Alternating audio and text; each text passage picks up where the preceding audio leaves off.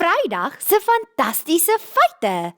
Maatjies, op Vrydag vertel ons julle bietjie dalk iets wat julle nie geweet het nie.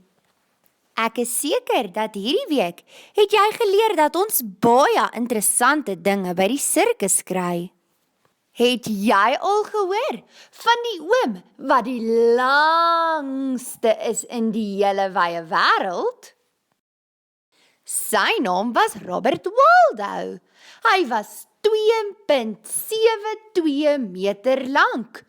Dit is so lank soos 9 liniale. Sjoe!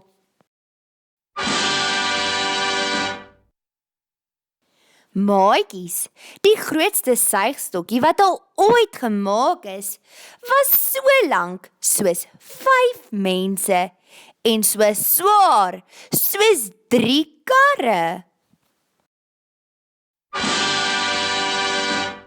Lank terug in die sirkus was daar 'n vrou met 'n baard. Haar naam was Annie. Sy was die enigste vrou wat al ooit 'n baard gehad het.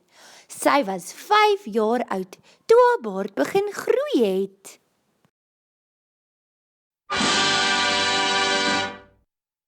Daar was ook 'n seentjie wat sy mamma baie gesukkel het om vir hom skoene te kry, want sy voete was die grootste in die wêreld. Sy voete was so groot, soos 'n baba dolfyntjie. Sy naam is Wile en sy voete is 70 cm lank. Dis baie groot voete.